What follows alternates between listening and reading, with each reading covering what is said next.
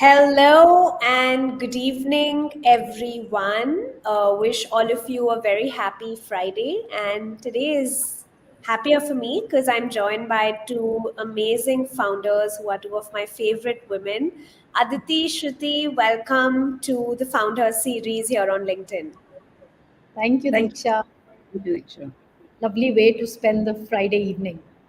Absolutely. And folks, if you all are listening, literally just we were backstage at the LinkedIn Live, and Shruti, Aditi, and I were having a conversation about how literally the toughest thing to crack in your startup and the easiest to crack is revenue. What do you say, Aditi, about that? Well, it is, I would say, a double edged sword. So, I think for companies that are in commodities, they have a challenge of trying to do revenue with, big marketing spends. So, that also is a challenge because you don't know how much to spend and what returns you're going to get. But for tech companies like ours, it is especially challenging because you first have to, get the market to be receptive. So you have to Yeah. actually, make them understand really that what is it that you are building, what are you doing, how is it going to be different. So yes, pretty challenging.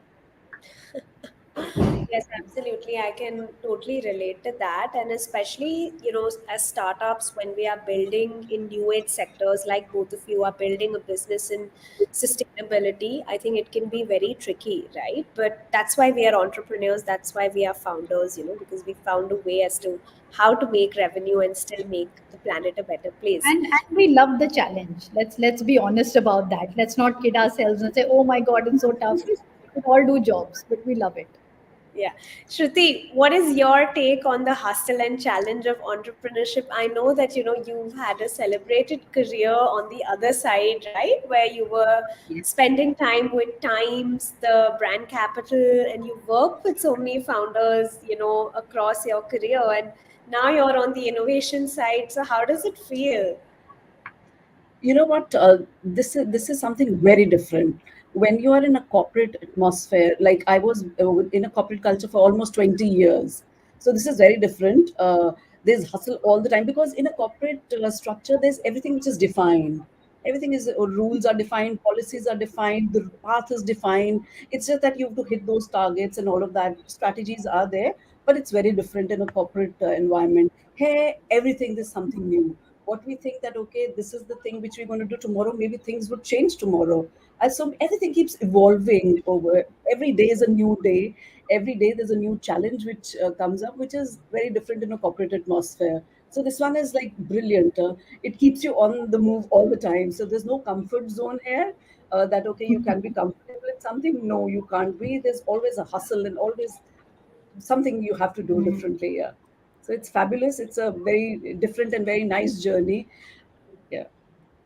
No, I must, for everyone who's listening, let me do a quick introduction. My name is Diksha, and I'm the founder of a global diversity focused network called Incubate that enables more female founders to scale, raise, and go global in India and the Middle East. And Aditi has been known to me for the past 4 years. I've known her journey from her hospitality days into sustainability now, and I've got the good fortune of meeting Shruti in the past 1 year as well. But I want to say this to everyone, right? Both of them are so energetic.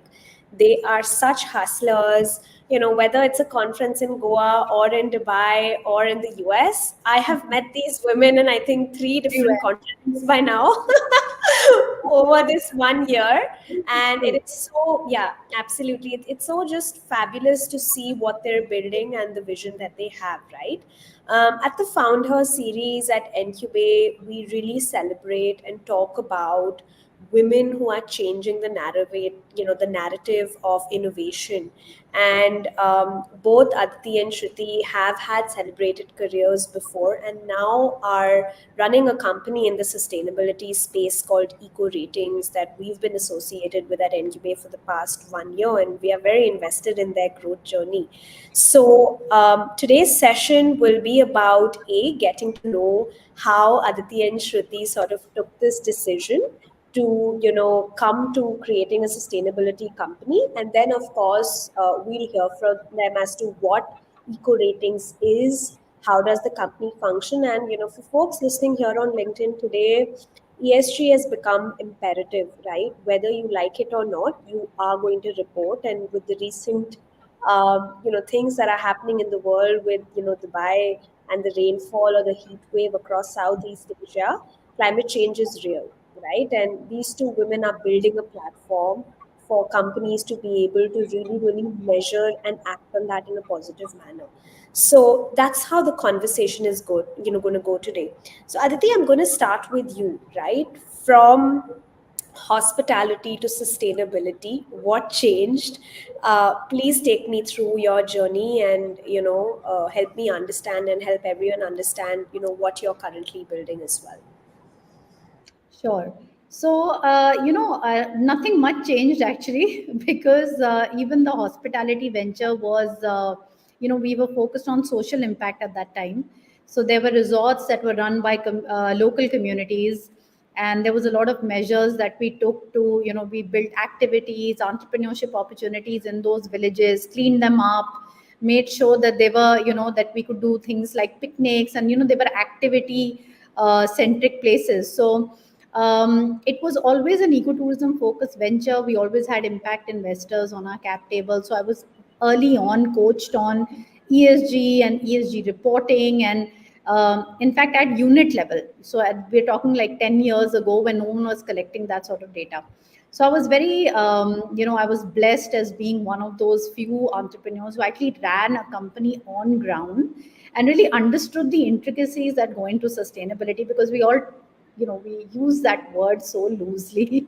We don't have any idea how all encompassing it really is, right? So did that, and then after that exit, decided to do something focused on sustainability. That was of course tourism focused, but even tourism is a very quite a large thing. You're looking at real estate, you're looking at food, you're looking at people. So there's a lot of things, a lot of sectors that you cover when you're in sustainability, even in the hospitality space. But going forward, what I felt was that while all these carbon calculators etc were getting built, I felt that there was not that one sort of technology that would really help you get over your problems in sustainability. So for example, I'm an individual and I want to know on a daily basis what my activities, whether my activities have an impact on the climate. I should be able to know things like that, right? At a macro level, or even at a corporate level, it's so important for them to understand every activity in the company will contribute in some way to your carbon emissions or your targets which you have set for yourself. And everything, even today while we are on Zoom and while we're talking to each other, we are consuming technology, we are consuming servers, and so we, and electricity, and so obviously even we have an impact on the climate, on earth. So I went about really thinking through that, and then met my co-founder Akil also, and he of course comes from the tech side of things.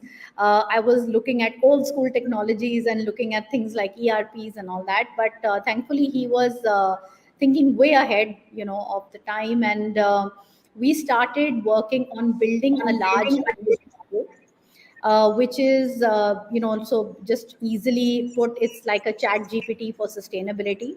And that is the easiest thing that I could call, but it has so much capability, because right from figuring out your reporting and compliance needs to collecting your own data, to be able to actually figure out what's happening in the industry, giving you industry benchmarks, figuring out what your competitors are doing, whether you are eligible to go into another country or not, what are their ESG norms, all the way to tracking your scope 3 emissions, to your decarbonization strategies. I mean, whatever problem that you would have under the sustainability gamut, that is something that the chat mechanism will be able to target. And the AI is so powerful that even if there is lack of data, they will take the best case proxies and the most comparables, company data, to be able to give you very, very realistic, very accurate answers. So my thinking around this was really that 2030 is right around the corner. How much have we really done to mitigate this? It's getting worse and worse every year. UN says now this is the hottest year, now this is the hottest year. We know all these things, right? So if we wait for technologies to emerge which can create that real wide scale transparency in one go, okay, that was really my vision, that was what I wanted to do.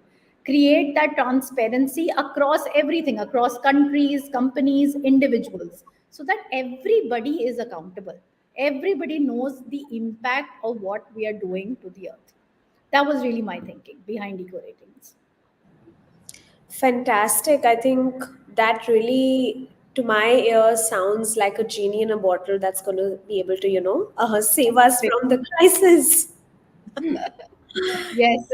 While we create the genie in the bottle, there are always concerns around where's the next coin coming from, like Aladdin had, right? So that Absolutely. continues. Absolutely. Now, thank you, Aditi, for sort of, walking us through your mindset and really, putting that mindset into a product, right? Which you, Akil, the team has so beautifully built out. Shruti, I want to come to you, right? And of course, I want you to talk a little bit about, your previous avatar, and then what sort of made you make the shift to eco ratings as one of the co-founders. And also, I know that you are the one who actively is counseling companies today that, listen, you need to use eco ratings, you need to be conscious of your footprint, and not only be conscious of it, but know where and what you can improve, right? Which is exactly the tool, because data is the first step to solving anything, right? So help me understand some basic use cases, right, in different industries that you help companies adopt eco ratings at. And also just for anyone listening in the audience, right, I'm sure we have people here who run businesses and who want to kind of positively have a positive footprint, right? So maybe eco ratings could be an answer for them to really start that journey. So over to you. Sure. Absolutely. Thanks.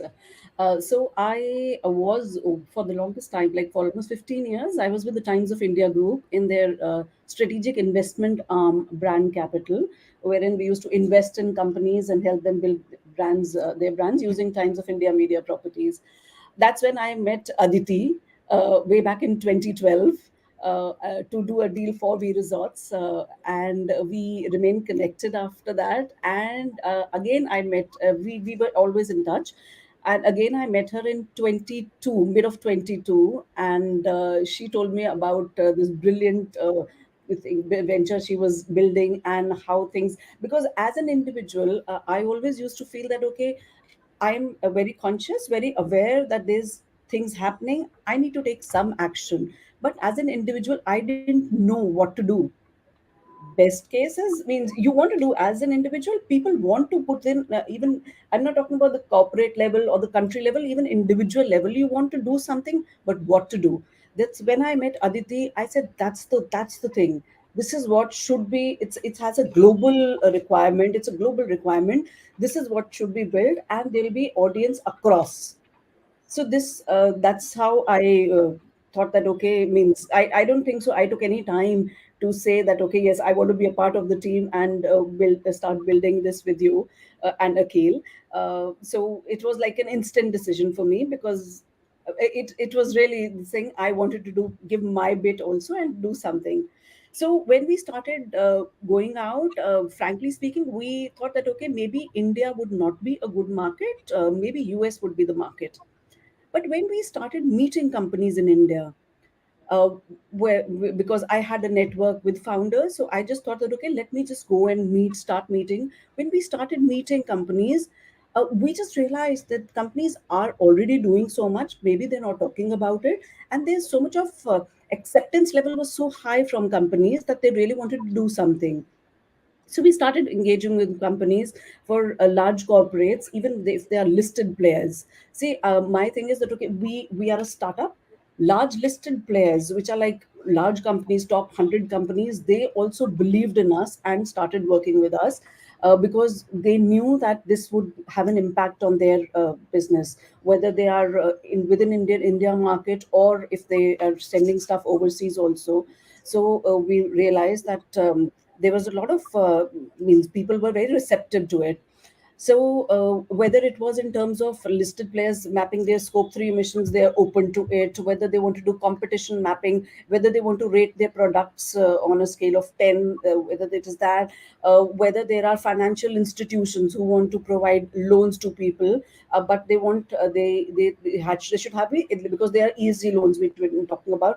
They want a certain score should be there. They should be at a certain level, then they'll be eligible for ESG loans. So whether it was that, or large corporates, or even the aggregators, they need to put filters in their like e-commerce portals like Amazon would do. Or so they want to have filters. So everybody was very receptive. Consultants are there. There are huge consulting firms who have so much amount of data which is lying in silos, and that data has to make sense. And once we started meeting all these, it we just realized that okay, means people also understand the requirement and are very receptive. And that's how we started building our business and getting the go to market. That's how it started for.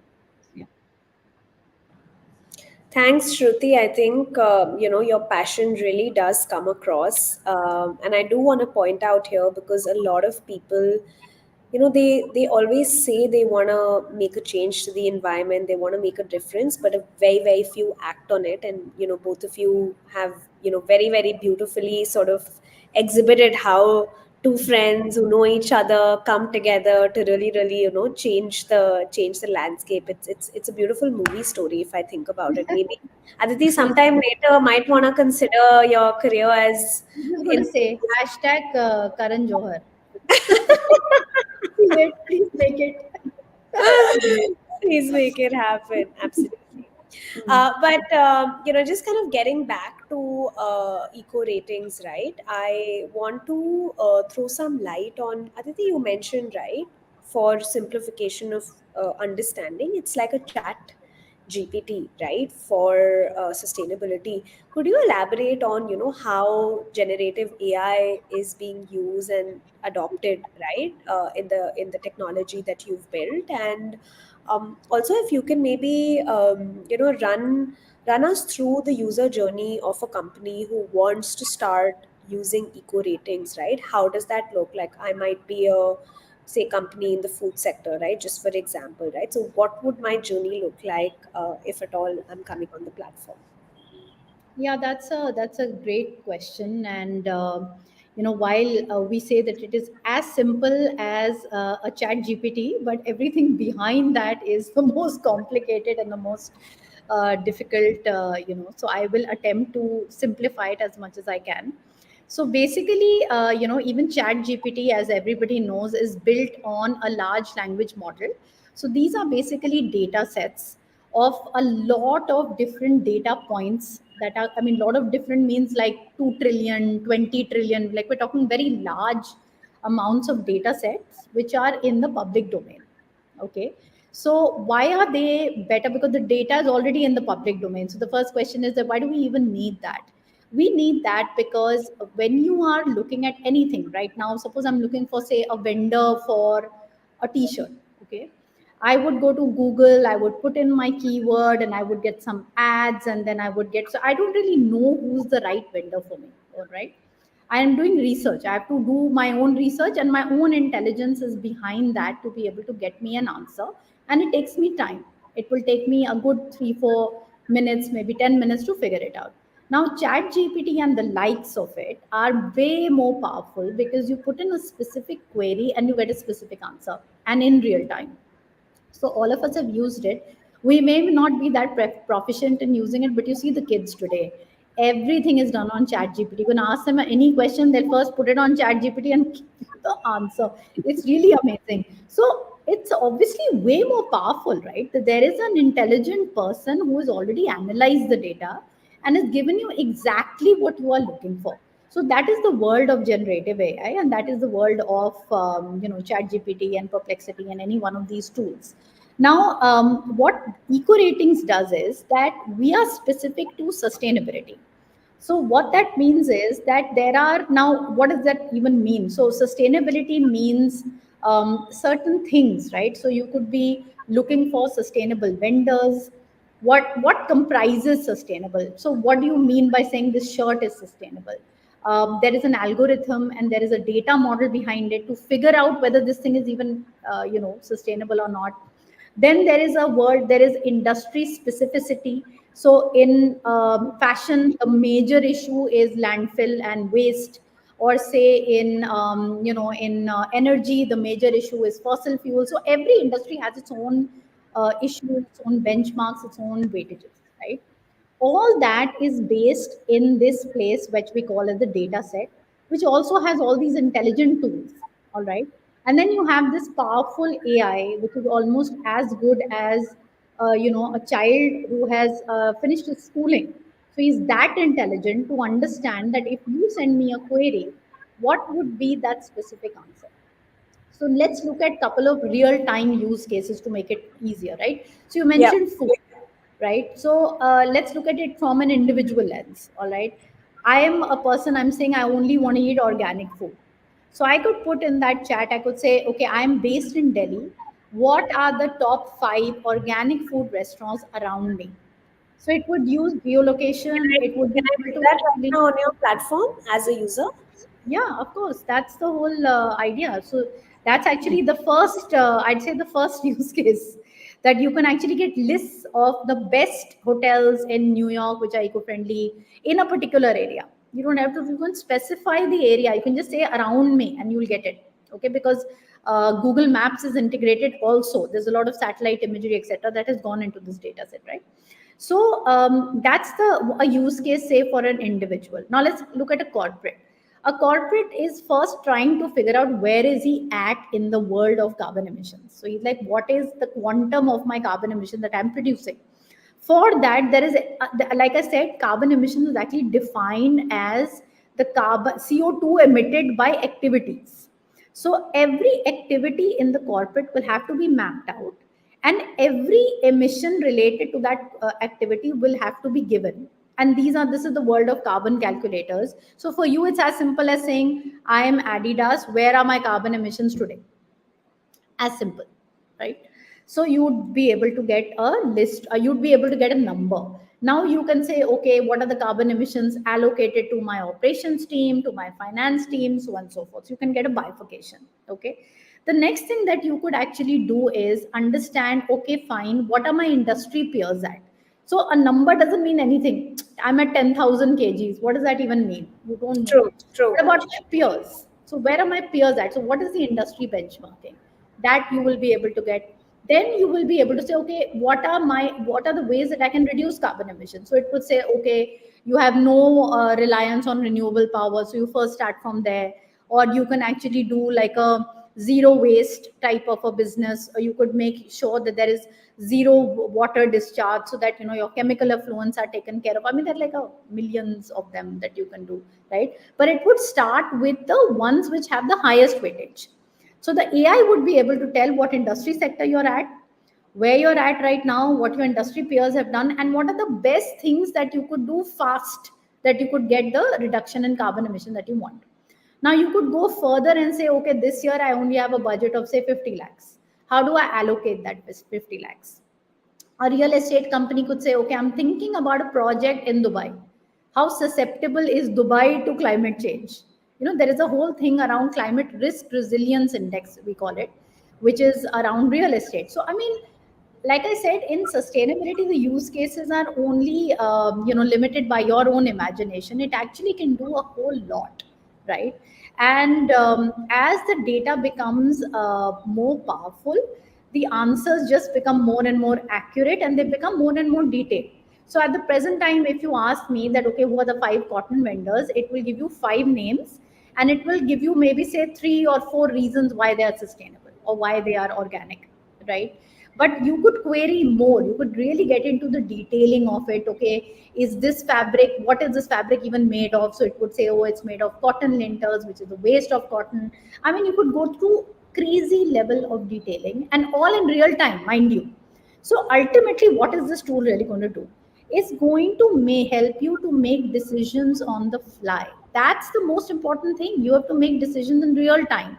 That is where the entire world is moving towards, right? And that is where we are also moving, where we help those companies to make decisions in real time, which means I'm a procurement guy, I'm sitting inside Adidas, I have to procure a certain material for a shoe. I should know that if I procure it from this vendor, will my carbon emissions be okay? Do I procure it from another vendor? If I do this process, will the logistics get impacted? I mean, it touches every aspect of your business, really.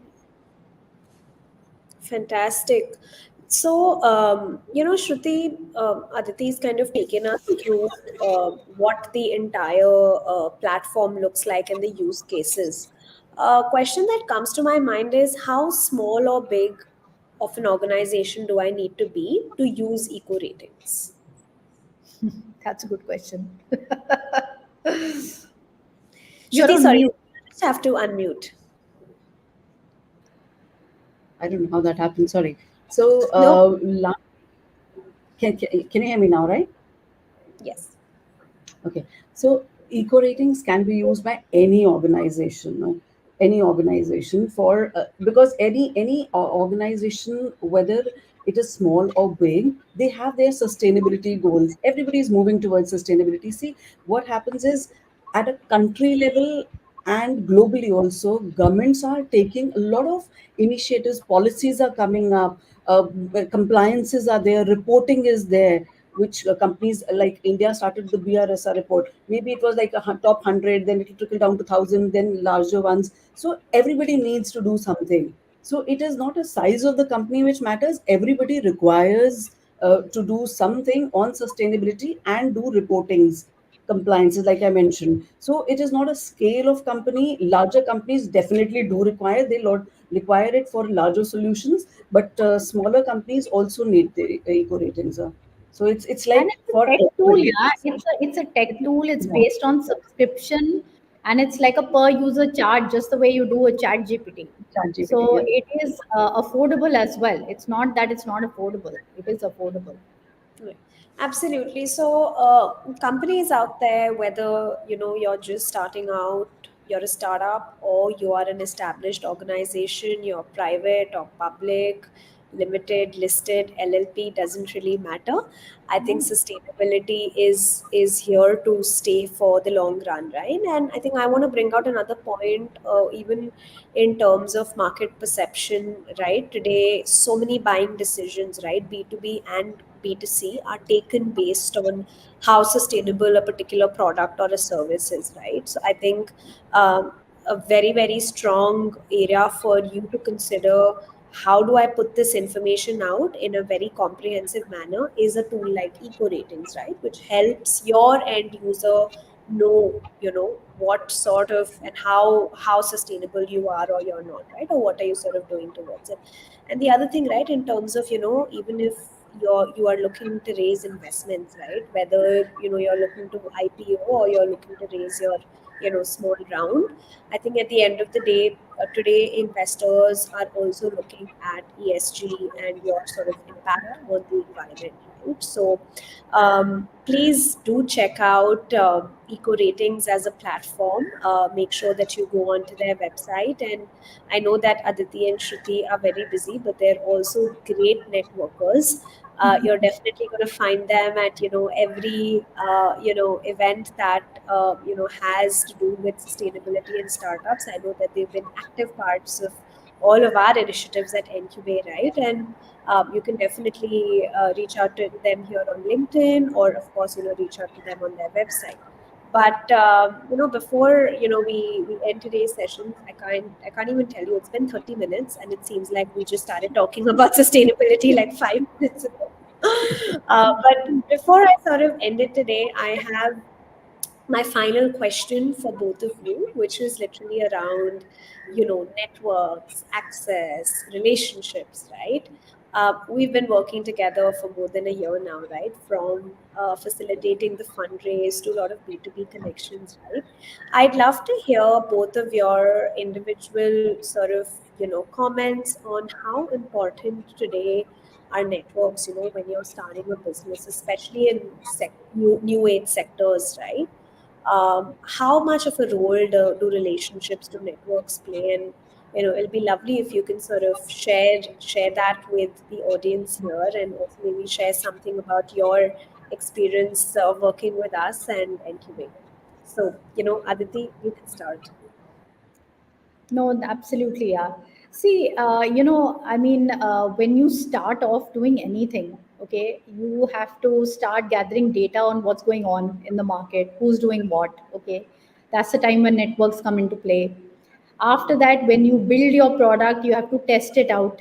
So you have to talk to those first couple of clients and understand what they are saying. Are they even understanding what we are proposing? Because for them, it's about a pain point. Yeah, it's not about the tech that you made. I mean, you can't say, "Oh my God, my product is so great."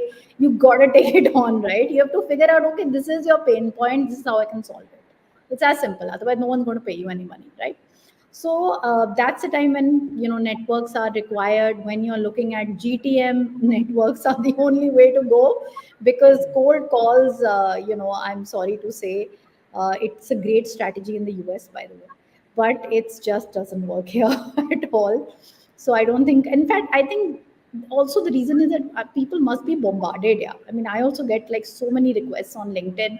So cold calling somehow really doesn't work. Yeah, until you really put it up, and put it onto someone's port of recall, it's not going to happen, right? So I think networks are pretty crucial, yeah. At every journey and every stage. You need networks. And what I feel about, especially your network, Diksha, is very focused. Yeah, you want fundraise, let's look at these five people. You want GTM, let's look at these five people. It's very focused. So I mean, I'm really sorry, and it might go against a lot of stuff that we hear. Okay, but the fact of the matter is, networking is not about attending parties. That's not the point. And maybe that's how men work. They work like that. Yeah, they bond, they go out for dinners. Remember, in fact, Akil was telling us, he said, no, I have to go to US and I can't do these calls. And I'm just wondering, why, yeah, sitting here we're doing all calls in US, why can't you do those calls? He's like, no, yeah, we go out for dinners, we meet at coffees. I'm like, Yes. wow. And Shruti now tries to, like, "Hey, you want to go and meet this person?" I just can't go, yaar, if I don't have an agenda. If there is Yeah, no agenda, yeah, it yeah. takes. Time I'm is not. crucial. Yeah, I'm not coming. I have too much to do. Yeah, there's just too much on my hands. And I don't know how the men do it, frankly. I really don't know. Anyway, I don't want to get into that debate. But the fact of the matter is, what I like about Incubate is that it is very focused. And I really do appreciate that they give value to the fact that they're helping women entrepreneurs. So, whenever you attend their event, it's at 4 p.m., it's never at 7:30 or 8. You're never expected to, I mean, it's just these small things make so much of a difference. Yeah, so I like that fact, and I really do believe that it's a great idea for networks to not be about just meeting each other. The real value add, if someone could create, and really get that connect, that okay, this is the company you want to meet, and just meet this guy, he's from this company. And that's like next level stuff. So that's what I really appreciate about a connect, honestly, a network. Taking a bow, and you're so right. It's everything that we built at NQA is extremely intentional. And being female founders ourselves in the past, we realize that there are certain things that are very obvious to us which might not be obvious to a lot of men. But that's what you said, right? It's very different how men and women work, but we need to find an And how the equitable. network, yeah, Yeah, Absolutely. yeah, just fine, absolutely. yeah, yeah. Yeah, absolutely. Shruti, I'd love to hear your thoughts. See, like Aditi rightly said, she's covered everything. I rightly said networking is needed at every stage. Every stage, whether you are a startup or whether you want to get through an investor network, or you want to have a go to market, even if you want some mentoring or anything you want. So network is required at all levels and all stages of an organization, whether it's in a growth stage or an established. So network is very important. What happens is, any like she said, it's not about meeting people over in a party and that's your network. That's not. It's actually a deep connect. So you know that, okay, I go to this person and I'm going to get something out of it, because we connect. So that's the kind of network. It's not a superficial network, which it should have a deep connect, so which is really very very valuable, very valuable.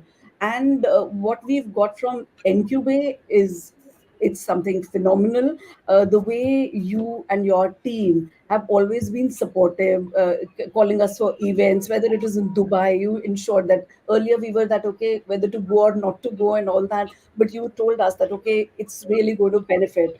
And the way you've been hand holding at a few places also, that's been really very well and very focused. Like like Aditi also mentioned, when we say that, okay, we want to go to market, you share that entire list, that, okay, these are the ones you select. So it's very targeted.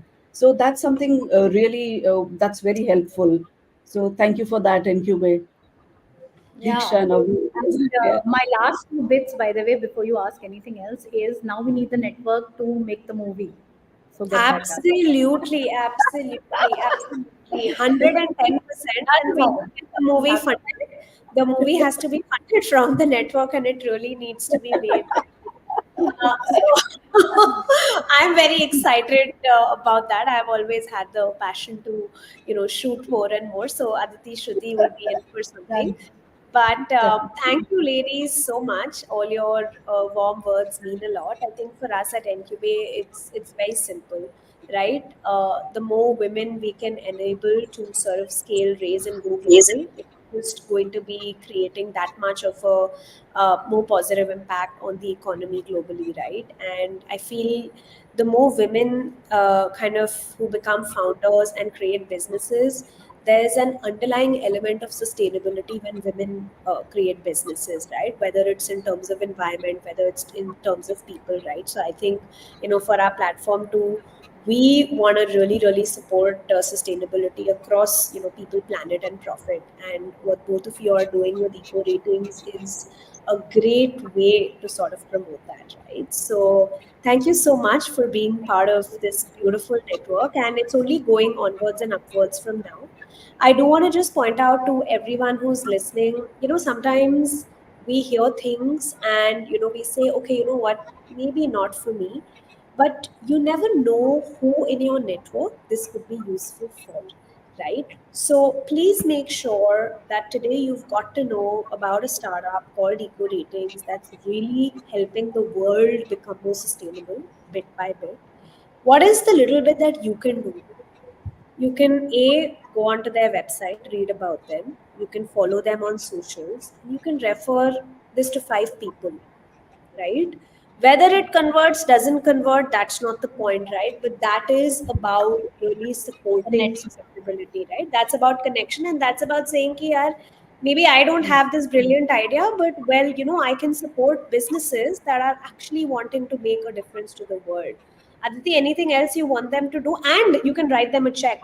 They are, they're fundraising almost at the last leg of this particular first round of theirs. But if you're someone who's keen to invest, I think this is a stellar set of founders. Fantastic. Thank you so much, Diksha. That always sounds nice. Absolutely, absolutely. Thank you, Great. Diksha. So we've had a great conversation. This live is going to be available on all of our feeds. So if you've missed it out, please go and check it out. And like I said, please reach out to Aditya and Shruti and also follow us at Ncube. And thank you so much. Have a great, great weekend Thank you. ahead. Thank you very Thank you. much. Thank you very Thank much. you. Thank you.